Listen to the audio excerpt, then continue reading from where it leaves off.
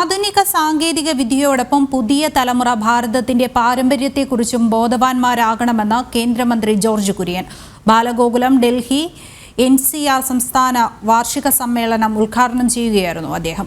Board പരീക്ഷകളിൽ മികച്ച വിജയം നേടിയ വിദ്യാർത്ഥികളെ ബാലഗോകുലം ആദരിച്ചു.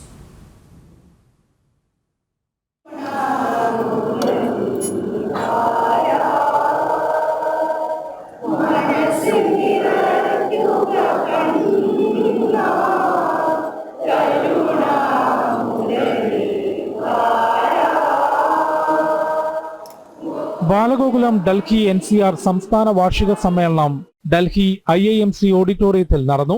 പാരമ്പര്യവും സാംസ്കാരിക മൂല്യങ്ങളും കൈവിട്ടാൽ ഏത് രാജ്യവും തകരുമെന്ന് സമ്മേളനം ഉദ്ഘാടനം ചെയ്ത കേന്ദ്രമന്ത്രി ജോർജ് കുര്യൻ പറഞ്ഞു.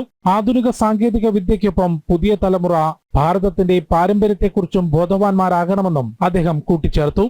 ലോകത്തുള്ള മുഴുവൻ രാജ്യങ്ങളും അവരുടെ പാരമ്പര്യങ്ങളിൽ അഭിമാനം കൊള്ളുക.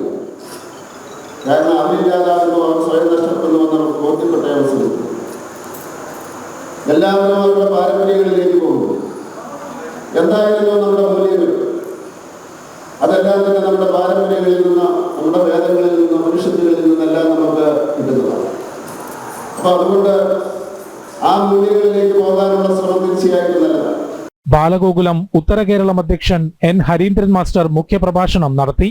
എല്ലാത്തിലും മാതൃകയായി മാറിക്കൊണ്ടിരിക്കുന്ന കേരളം എന്ന ഭംഗിവാക്ക് പറയുന്ന കേരളത്തിൽ ഒരുപക്ഷെ അന്തർസാരശൂന്യരായിട്ടുള്ള വൃദ്ധജനങ്ങളെ കൊണ്ട് മാത്രം നിറയുന്ന ഒരു പ്രദേശമായി മാറാൻ നാളെ. അതുകൊണ്ട് ബാലഗോകുലം ആശങ്കയോടെ കാണുന്നു.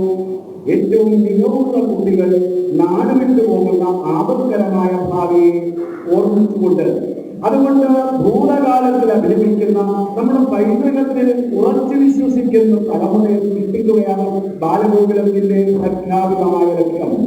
10-12 ക്ലാസുകളിൽ മികച്ച വിജയം നേടിയ വിദ്യാർത്ഥികളെ ചടങ്ങിൽ ആദരിച്ചു. ബാലഗോകുലം ഡൽഹി രജത ജയന്തി ആഘോഷം സംബന്ധിച്ചും സമ്മേളനം ചർച്ച ചെയ്തു. RSS ഭാരത് ഭാരതി സംയോജക് ഡോക്ടർ അംബരീഷ് കുമാർ, ബാലഗോകുലം മാർഗദർശി N. വേണുഗോപാൽ, ഭാരവാഹികളായ PK സുരേഷ്, ബാബു പണിക്കർ, അജികുമാർ, ഇന്ദുശേഖരൻ തുടങ്ങിയവർ ചടങ്ങിൽ സംസാരിച്ചു. ജനം, ഡൽഹി.